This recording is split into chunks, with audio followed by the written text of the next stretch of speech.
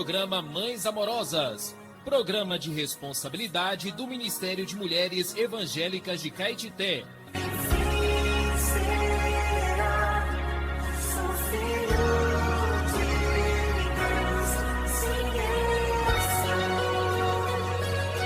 Queridas irmãs em Cristo, está iniciando o programa Mães Amorosas, o Ministério de Mulheres da Igreja em Caetité. Este programa é feito com muito amor e carinho, especialmente para você. Bom dia, irmãs, queridas ouvintes. Amém? 12 de junho. Então vamos desfrutar de provérbios, palavras de sabedoria. O crisol prova a prata e o forno o ouro, mas aos corações prova o Senhor. Provérbios 17:3. O Senhor prova os corações. Enganoso é o coração mais do que todas as coisas e desesperadamente corrupto. Quem o conhecerá? Eu, o Senhor, esquadrinho o coração, eu provo os pensamentos. E isto para dar a cada um segundo o seu proceder, segundo o fruto das suas ações. Jeremias, capítulo 17, versículos 9 e 10. Por causa da queda do homem, o pecado entrou no mundo, e pelo pecado a morte passou a todos os homens. Como consequência do coração do homem procedem maus desígnios, homicídios, adultérios, prostituição, furtos. Mateus 15, 18 e 19. O coração humano é formado pelas 3 partes da alma: mente, emoção e vontade, mais uma parte do espírito humano, consciência. A salvação de Deus para o homem também começa pelo coração. Se com a tua boca confessares Jesus como Senhor e em teu coração creres que Deus o ressuscitou dentre os mortos, serás salvo. Romanos 10, 9. Deus havia prometido dar ao homem coração novo e espírito novo e que poria nele o seu espírito. Ezequiel 36, 26, 27. Isso acontece depois que o homem crê em Jesus. A vida de Deus inicia a obra de transformação em seu coração. Mesmo assim, este ainda não é confiável, por isso Deus usa diversas situações para prová-lo.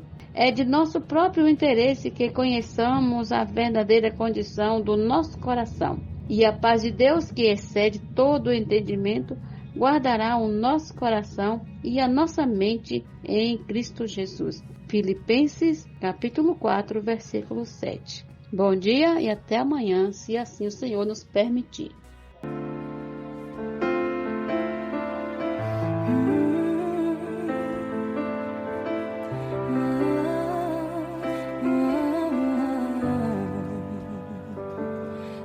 São palavras chove sobre mim e meu coração se abre para ti como boa terra.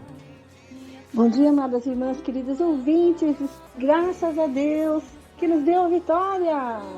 E nós abrimos nossos olhos nessa manhã com muita alegria, né? Orando umas pelas outras e trazendo assim paz no nosso coração, né? Que bom! Pela manhã nós temos o sangue de Jesus Cristo para nos lavar de todo pecado, né? Nos tirar todas as manchas, tudo aquilo que está impregnado em nós, né? Tudo aquilo que entrou em nós sem a nossa permissão. Amém? Podemos pedir: Senhor, lava-me com teu sangue precioso. E o Senhor vem nos limpa de todo pecado. E também nós podemos pedir para o Senhor lavar nossa consciência de toda obra morta, né? E lavar a nossa emoção, a nossa mente, a nossa vontade, lavar a nossa alma, né? Como que a gente lava a nossa alma? Com a palavra do Senhor, né? Com a água viva que jorra da palavra. Olha como é importante, irmãos. O sangue de Cristo limpa de todo pecado, e o Senhor não lembra mais, apaga todos os registros, né, dos nossos pecados. E a palavra lava a nossa consciência e a nossa alma. Aleluia! A palavra da Bíblia nesta manhã possa lavar o teu coração, amada irmã. Sempre nós começamos com provérbios, eu amo provérbios, né? E a irmã Lene traz todos os dias um provérbio para aquele dia. E como é importante, mas parece que é aquela palavra que você estava precisando ouvir. Não é verdade, irmã? Que maravilha, o Senhor traz a chuva serôdia, né? Ó, Senhor, tá tudo tão seco, mas o Senhor manda chuva serôdia toda manhã pra gente, né? Graças a Deus. E hoje nós vamos continuar lendo 1 Reis. Louvado seja o Senhor. Um segredo para que a palavra do Senhor entre na gente é a gente orar antes, sabia? Antes de você tomar uma decisão, antes de você fazer uma visita para evangelização, antes de você brigar com o seu esposo, antes de ler a Bíblia, antes de tudo, oração. Você vai fazer qualquer coisa, ore antes, amém? Senhor Jesus, nós te agradecemos porque nessa manhã nós temos a oportunidade de ser novas de novo. Senhor, renova a nossa consagração nessa manhã. Renova o nosso ser, Senhor, a nossa mente. Tira as coisas velhas da nossa mente. Renova o nosso ser. Senhor, limpa a nossa emoção, que nós possamos amar as coisas do Senhor, pensar nas coisas lá do alto. Senhor, que nós possamos ter vontade de te buscar, Senhor. A todo tempo ter vontade de te invocar. Ó Senhor Jesus, que a nossa vontade possa desejar ardentemente o leite genuíno da palavra. Senhor Jesus, seja com o nosso coração, com a nossa consciência, mente, vontade e emoção. Lava, Senhor Jesus, todo o nosso ser com a água da palavra. Ó Senhor, fala conosco, abre o nosso coração. Às vezes estamos com o coração tão duro, às vezes o Senhor já mostrou para a gente qual decisão tomar, mas você fica esperando e não obedece à unção que está falando com você. Nesta manhã, Senhor, nós pedimos a Ti que nós possamos fazer a escolha certa. Ó Senhor, que na hora que nós decidirmos, nós possamos decidir pela bênção e não pela maldição. Ó Senhor, todos os dias nós temos uma escolha diante de nós, que nós possamos escolher a bênção. Ó Senhor Jesus, abençoa nossa família, que todos possam ganhar de Cristo. Senhor, abençoa o nosso pão de cada dia, a nossa saúde, o nosso lar, o nosso relacionamento entre pais, filhos, relacionamento de toda a família. Senhor, que haja alegria e paz nos nossos lares. Senhor, nós pedimos também que o Senhor traga para nós a luz que pode nos iluminar, nos levar ao arrependimento, Senhor. Nós precisamos ser aqueles que se arrependem imediatamente, se voltam para Deus. Ó Senhor Jesus, que nós possamos ter um arrependimento cabal de todas as coisas pecaminosas e de todas as coisas mundanas. Senhor, faz de nós hoje uma nova pessoa, com um novo coração. Ó Senhor Jesus, restaura o que precisa ser restaurado em nós. Transforma o que precisa ser transformado. Governe o nosso ser. Entre dentro de nós e governe o nosso ser. Abençoa a nossa leitura bíblica nesta manhã. Que a palavra possa ser maravilhosa, que mude a nossa sorte. Ó Senhor Jesus, em nome de Jesus, nós te pedimos, te rogamos e te agradecemos pelas bênçãos já recebidas. Amém. Muito bem, amada irmã, preciosas irmãs, vamos abrir o nosso coração, uma vez que ele já não está tão duro, né? O Senhor já amoleceu o nosso coração. Então, vamos abrir a nossa Bíblia também. E vamos ler 1 Reis, capítulo 9, versículo 1. E aconteceu que quando Salomão acabou de edificar a casa do Senhor, o palácio real e tudo que tinha desejado e decidido fazer, o Senhor tornou a aparecer-lhe, como tinha aparecido em Gibeão. E o Senhor lhe disse: ouvi a sua oração e a súplica, que você fez diante de mim. Santifiquei o templo que você edificou, a fim de pôr ali o meu nome para sempre. Os meus olhos e meu coração estarão ali todos os dias.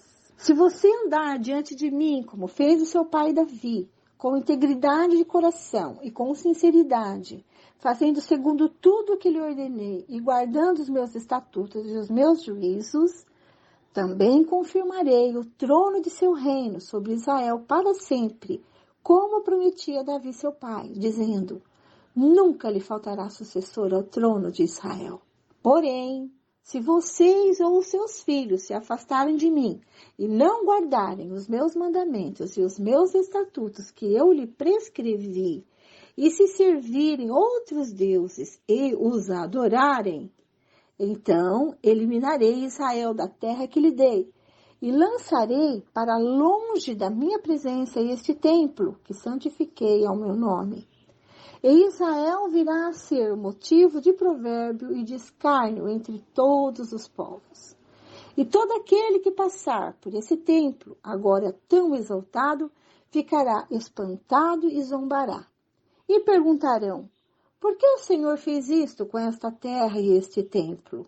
E a resposta será, porque deixaram o Senhor seu Deus, que tirou da terra do Egito os seus pais, e se apegaram a outros deuses. Os adoraram e os serviram. Por isso o Senhor trouxe sobre eles todo este mal. Ao fim de 20 anos, Salomão havia terminado as duas casas, a casa do Senhor e o palácio real. Como Irão, rei de Tiro, havia trazido a Salomão madeira de cedro, de cipreste e ouro, tanto quanto ele precisava, este lhe deu 20 cidades na terra da Galileia.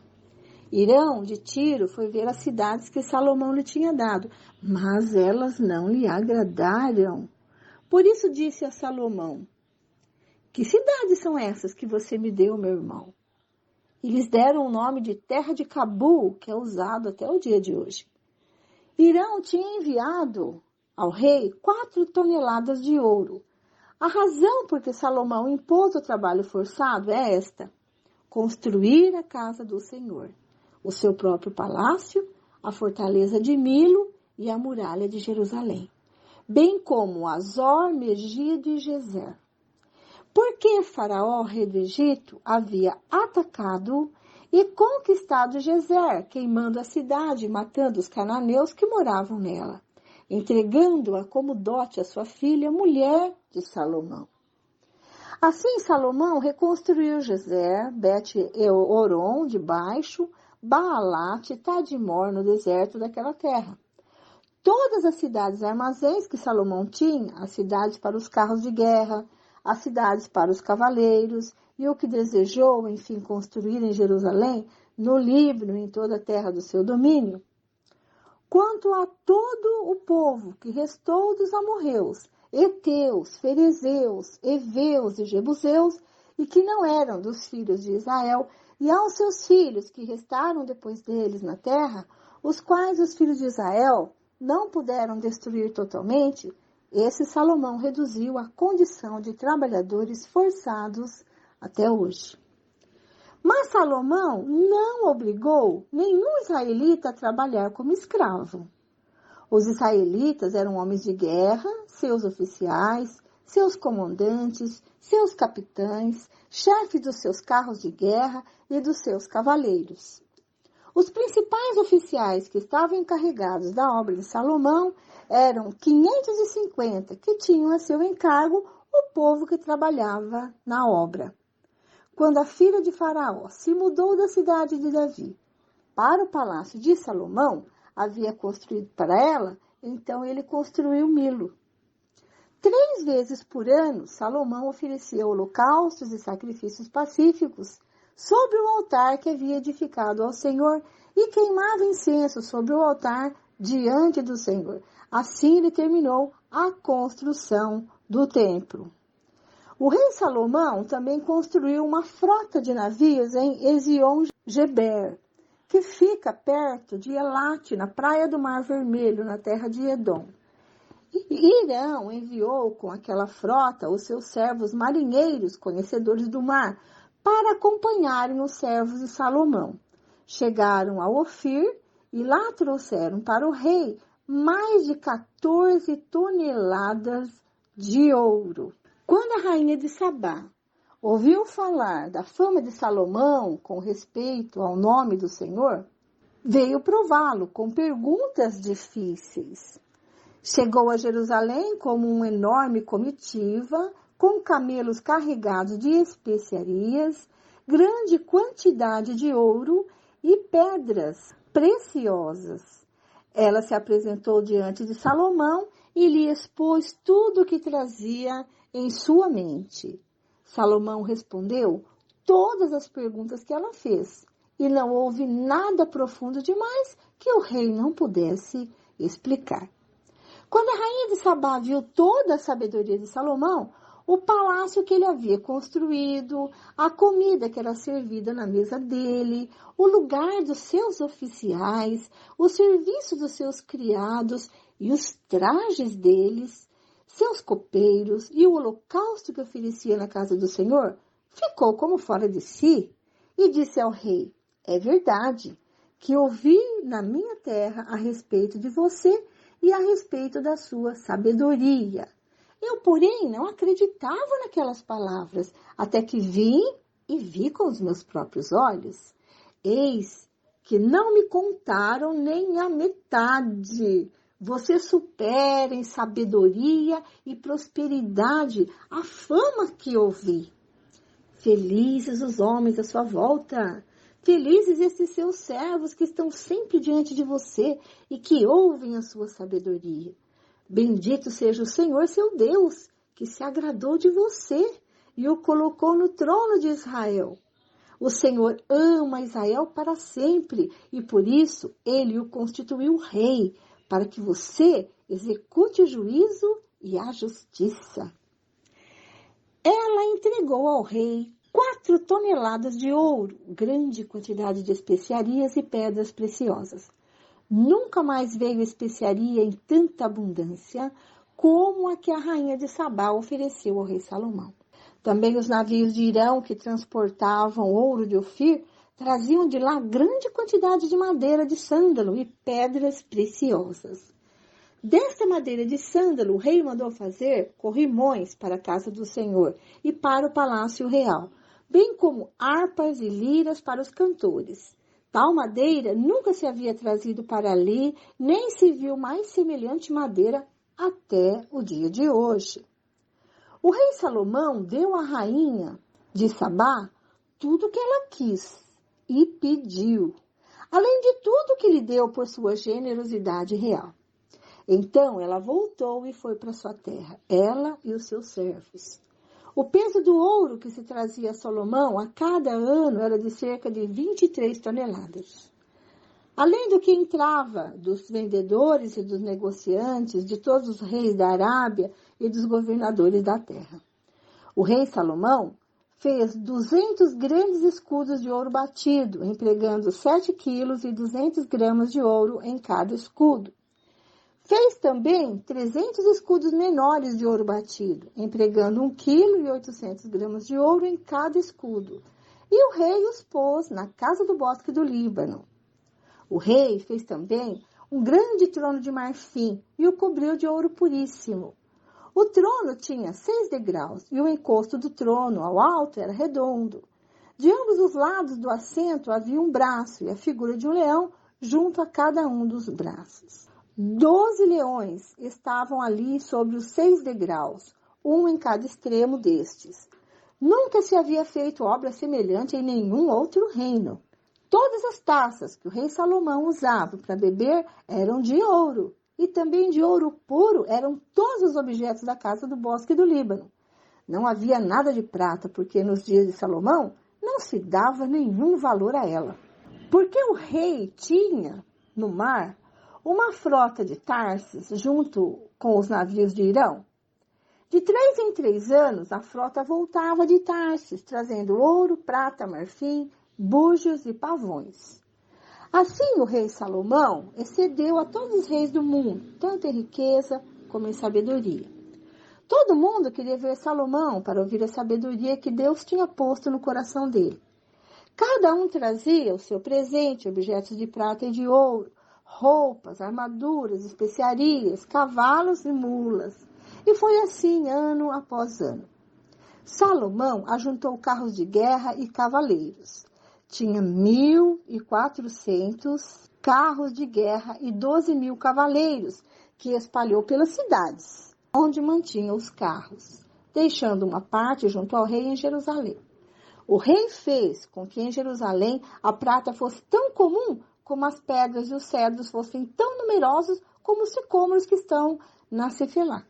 Os cavalos de Salomão vinham do Egito e da Cilícia, e comerciantes do rei os importavam da Cilícia por certo preço.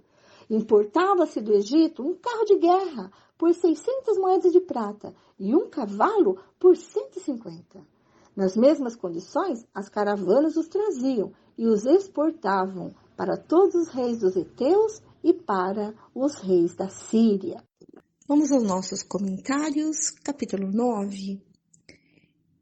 Depois que Salomão acabou de edificar a casa do Senhor e a casa do rei, ou seja, 20 anos se passaram ali.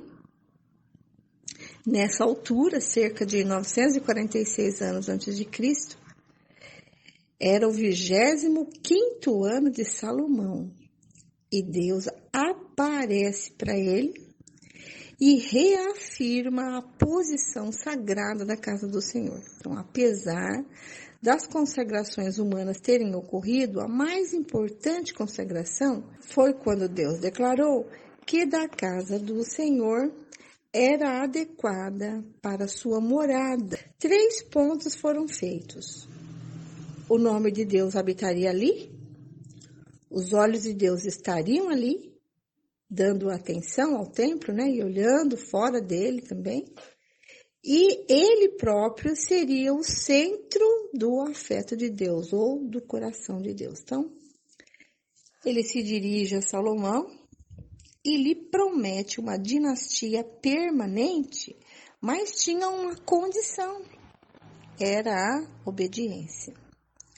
Se os descendentes reais de Salomão persistissem em adorar falsos deuses, o Senhor os julgaria. Então, uma vez que os reis eram os representantes espirituais do povo, a sua desobediência seria contada como desobediência do povo.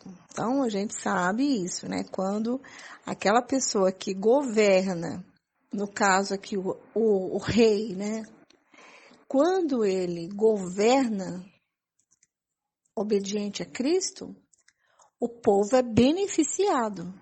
Mas se ele se voltasse para os deuses, o povo sofreria, né?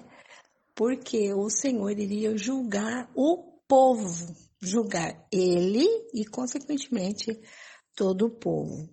As atividades construtoras de Salomão elas foram amplas e significativas para a política, para a economia dos trabalhos forçados e para manifestar a glória e esplendor.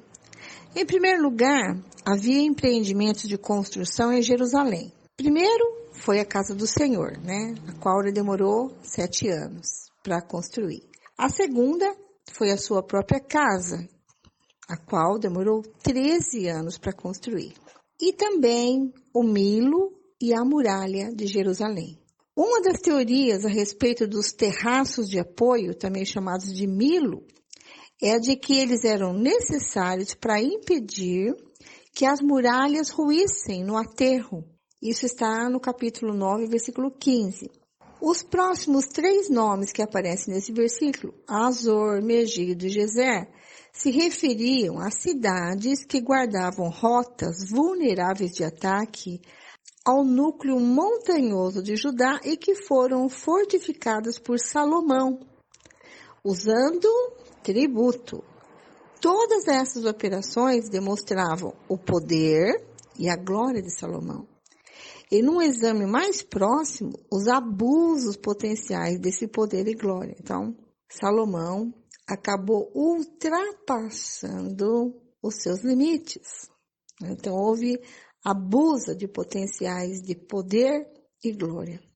a riqueza e mesmo o luxo, ganhos mediante o desempenho de um serviço, são aceitáveis. Porém, o luxo que destrói a sociedade é pecaminoso, certo?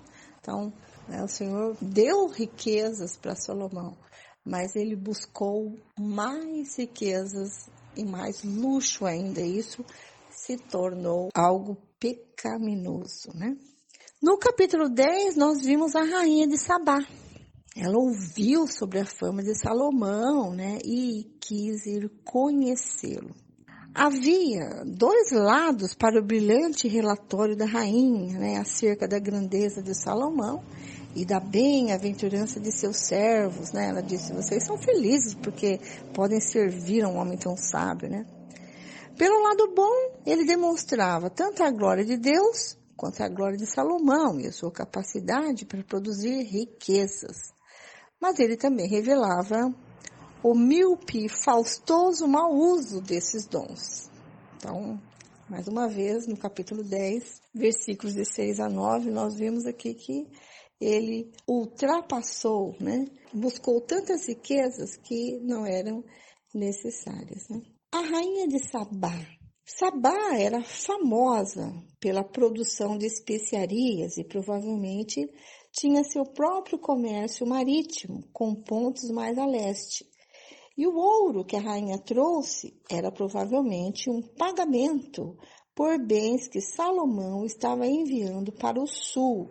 No versículo 18, nós vemos que o rei fez um trono, né, de marfim e o revestiu com o melhor ouro. Com outros ornamentos luxuosos de glória já conservados, esse trono ele era decorado com incrustação de marfim e revestido de ouro batido. E nele havia 6 degraus.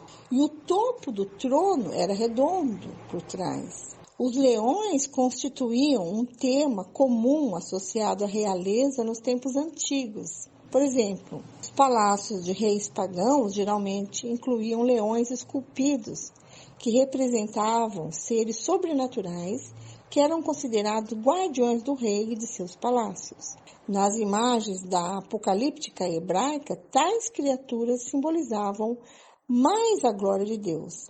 Assim, eles podem aqui simbolizar a glória do rei, a qual, por enfim, derivada da glória de Deus. Os 2 leões aqui no versículo 19 são descritos como posicionados de pé ao lado dos leões. Eram os braços, enquanto as pernas dos leões constituíam as pernas do trono. Então, essa descrição encerra com orgulho do autor quanto à singularidade do trono e do estrado de Salomão, quando no versículo 20, e 12 leões de pé, de um lado e de outro lado, sobre os 6 degraus, nada semelhante havia em nenhum reino. Quero ressaltar que o Senhor, quando apareceu para Salomão, ele impôs uma condição, né, para que os seus descendentes fossem abençoados. E a condição era a obediência. Infelizmente, nós vamos ver que o próprio Salomão desobedece, né, o Senhor, se envolvendo com muitas mulheres. Amanhã nós vamos ver o capítulo 11. Amadas, quero dizer que tudo que nós estamos lendo é útil para nós, né? Assim como a palavra diz, a Bíblia ela é para nos ensinar, para nos advertir, para nos encorajar, né? Então, ela nos ensina. Então, até os pontos negativos trazem algo positivo para nós, porque para nós não cairmos nos mesmos erros, certo? Senhor Jesus, que o Senhor guarde-nos, que todas nós possamos ser fiéis ao Senhor. Amém? Louvado seja o Senhor. A irmã Lene dá continuidade com a leitura seguindo o roteiro de hoje. Amém? Até amanhã, se Deus quiser. Bom dia, irmã Lene, com você agora. Bom dia, irmã Vera. Continuando com a leitura bíblica diária, hoje é dia 12 de junho. Então, vamos ler Salmos, capítulo 129 e 130, Provérbios, capítulo 17, versículos 1 até o 3, Atos dos Apóstolos, capítulo 8, começando com os Salmos, capítulo 129. Perseguido, mas não derrotado. Muitas vezes me angustiaram desde a minha mocidade, Israel que eu diga. Muitas vezes me angustiaram desde a minha mocidade, mas não prevaleceram contra mim. Os lavradores passaram o arado nas minhas costas e abriram longos sulcos, mas o Senhor é justo, cortou as cordas dos ímpios. Sejam envergonhados e repelidos todos os que odeiam Sião.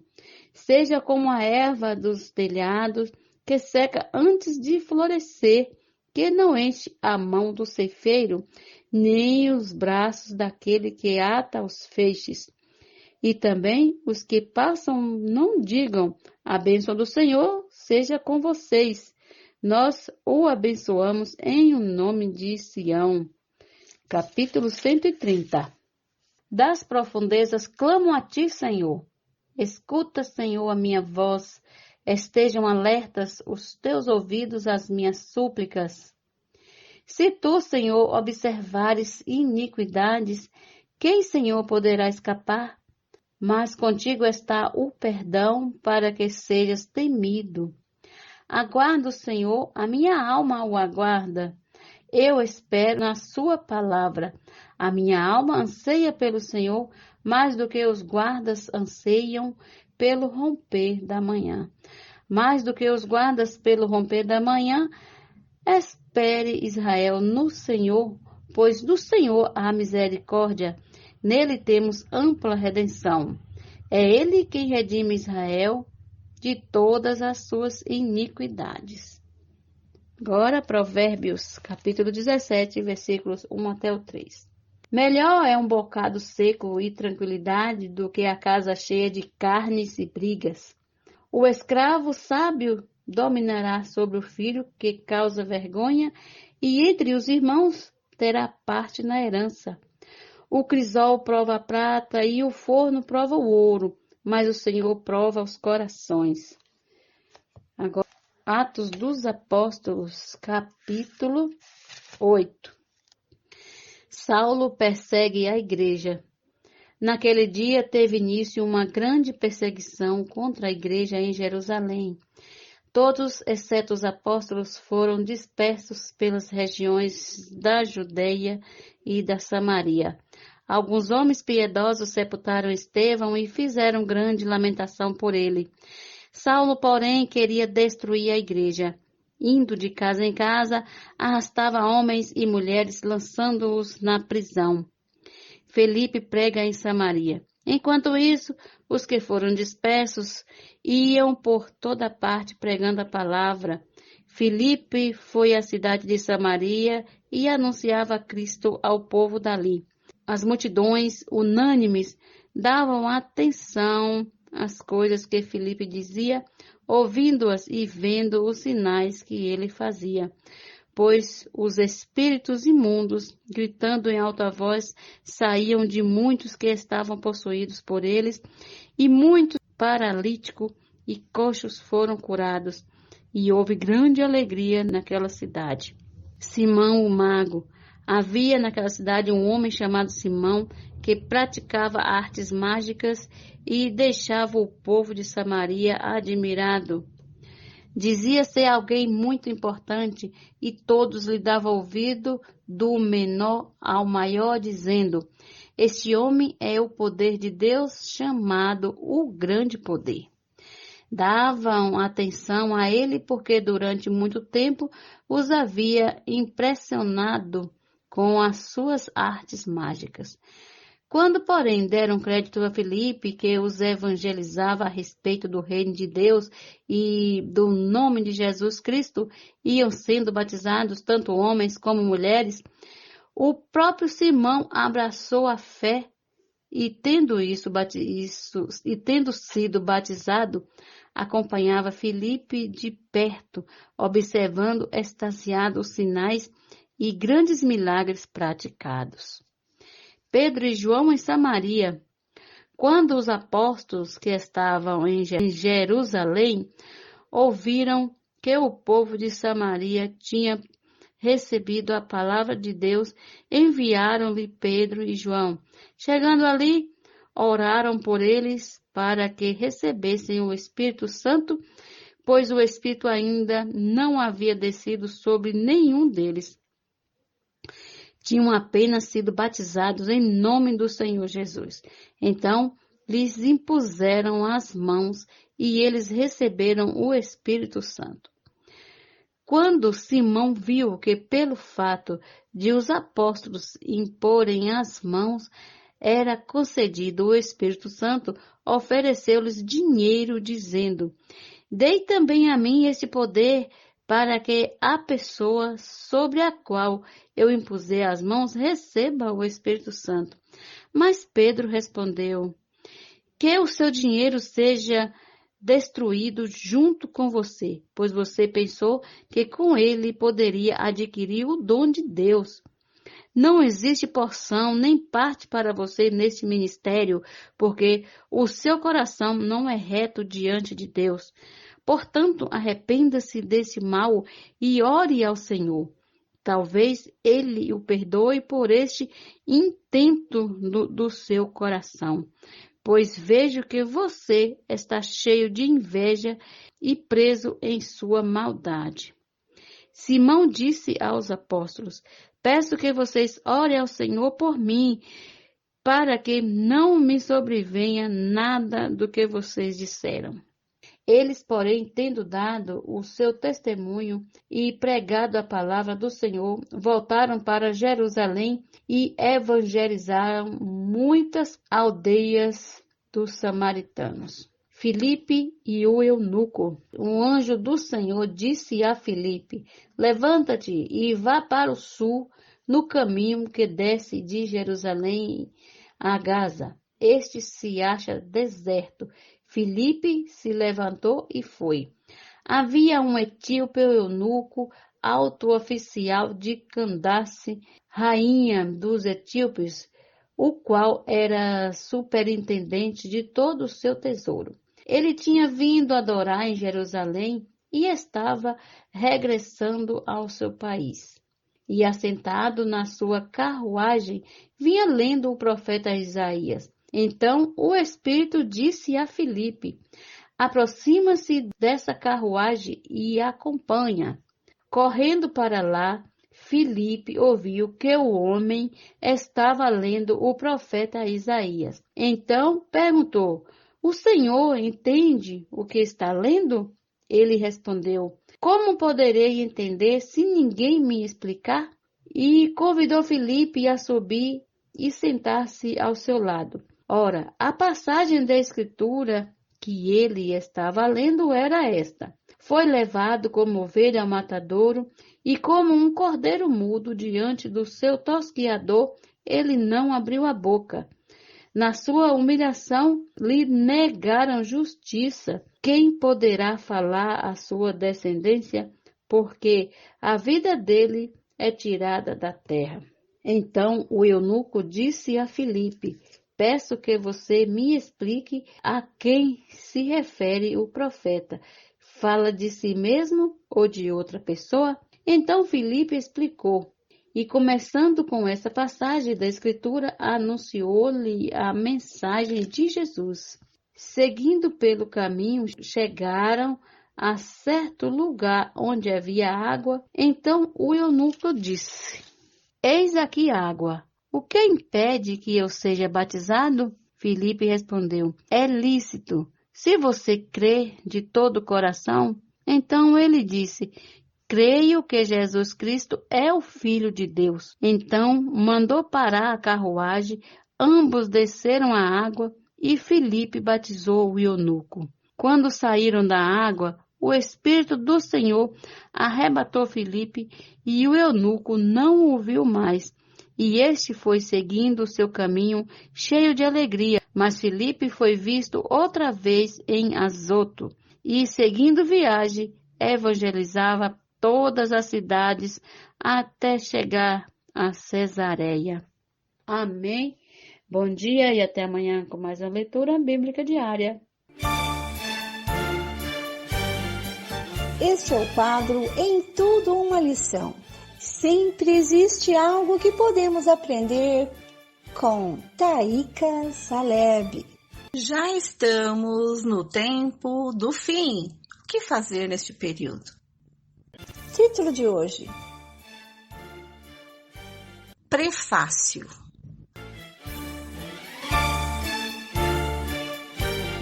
Recebam com carinho, Taíka Saleb.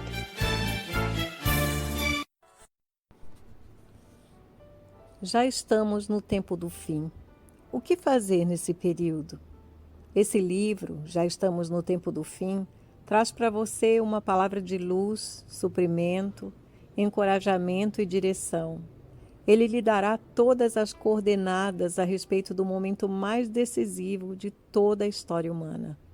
Ficará sabendo, entre outras coisas, da maior de todas as experiências, como viver o presente século, como utilizar o tempo que se abrevia e ainda assim cuidar amorosamente das pessoas e não desistir de completar a carreira guardando a fé. Ame o Senhor, acolha as pessoas e ataque o inimigo. Ó Senhor Jesus, que esse livro, Senhor, traga luz para nós, quanto a estarmos sendo preparados para a Tua vinda, para esse tempo do fim. Fala profundamente ao nosso coração e leva-nos, Senhor, a praticar a Tua palavra. Queremos estar sendo preparados por Ti. Ó Senhor Jesus. Esse texto foi extraído do livro Já Estamos no Tempo do Fim.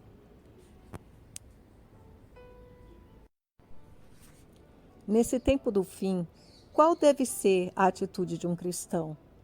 Como deve ser seu viver? São perguntas importantes. Você já se perguntou isso? Nesse livro, Já Estamos no Tempo do Fim, encontram-se as principais respostas registradas na Palavra de Deus. Elas foram classificadas em 7 seções. A primeira seção, ela fala da nossa experiência inicial com o Senhor e a nossa introdução na vida da igreja. Na segunda seção, somos estimulados a buscar o crescimento espiritual e entender que a vida cristã não é uma questão de mudança de comportamento, mas de expressar a vida de Deus, que foi semeada em nosso espírito. Na terceira seção, nos é dito que devemos viver sob a perspectiva de que o Senhor está às portas. Não dispomos de muito tempo e devemos desenvolver a fé e lutar nossas batalhas, não ignorando os desígnios de Satanás. Na quarta sessão, somos lembrados de que quando o Senhor nos chamou para viver com Ele, também estava nos arregimentando para o seu exército. Na quinta sessão, somos sensibilizados a reconhecer que temos uma dívida a pagar e que nossa função nesse mundo, que vai de mal a pior, é salgá-lo a fim de desacelerar sua ruína.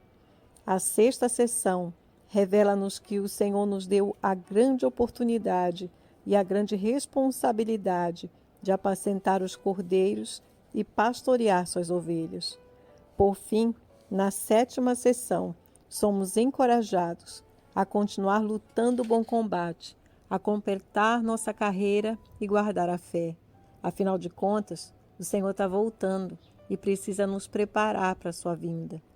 Já que não há tempo a perder, comece então a sua leitura. Deus abençoe você. Oh, Senhor Jesus, realmente não há tempo a perder, porque o Senhor está às portas. E nós não queremos estar alheios a tudo que está acontecendo, mas queremos estar sendo preparados pelo Senhor. Eis-nos aqui, Senhor. Fala forte ao nosso coração.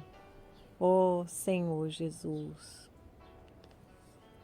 Esse texto foi extraído do livro Já Estamos no Tempo do Fim.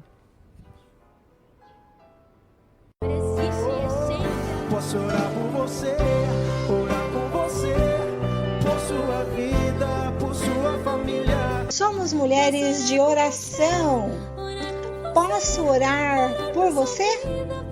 Estamos recebendo no nosso programa a irmã intercessora Isani Carvalho. Ela vai orar por nós. Seja bem-vinda, amada irmã.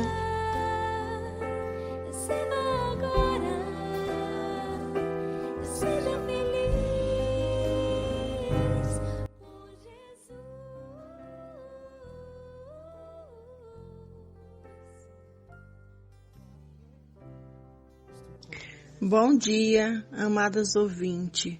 Hoje o dia amanheceu lindo, uma manhã maravilhosa. Desfrutamos desta palavra riquíssima, porque o Senhor nos supre todos os dias. Só precisamos estar na sua presença e ouvir o falar do Senhor a cada manhã.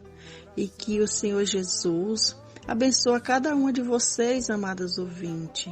E vamos estar agora diante do Senhor em agradecimento, porque o Senhor é um Deus maravilhoso, um Pai que tem cuidado de nós a cada momento, cuidado da nossa vida.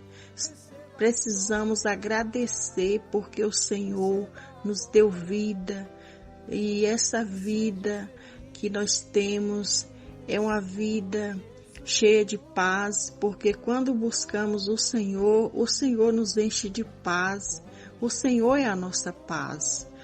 Ó Senhor Jesus, nesta manhã, Senhor, quero te agradecer pela minha vida, pela vida de cada ouvinte. Ó Senhor Jesus, muito obrigado, Senhor, porque o Senhor tem cuidado de nós a cada dia, cuidado da nossa saúde, cuidado da nossa família. Ó Senhor Jesus, porque a nossa vida o Senhor tem conduzido, o Senhor tem nos alimentado, tem nos suprido com a sua palavra. Ó Senhor Jesus, somos gratos a Ti, Senhor, porque até aqui o Senhor tem cuidado da nossa vida, o Senhor tem suprido todas as nossas necessidades, o Senhor não deixa nos faltar nada. Ó Senhor Jesus, muito obrigado, Senhor. O Senhor conhece a nossa necessidade, tem nos suprido espiritualmente, tem nos suprido financeiramente, tem cuidado da nossa saúde. Ó Senhor Jesus, muito obrigado, Senhor. Senhor Jesus, que o Senhor aumenta a nossa fé, que o Senhor nos dê sabedoria para conduzir a nossa família nos teus caminhos.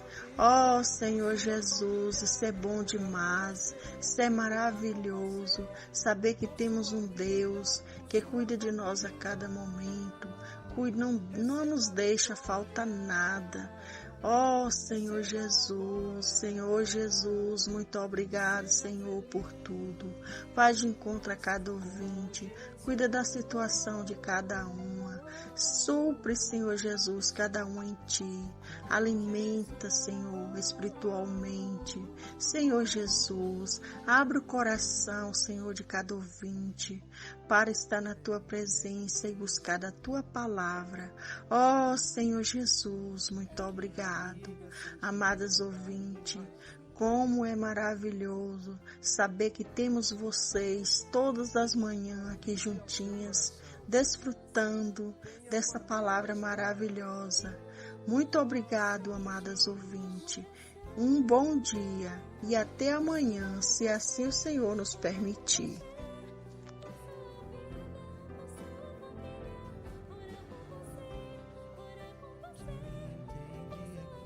Senhor Jesus, eis que virás dos céus, subjugarás os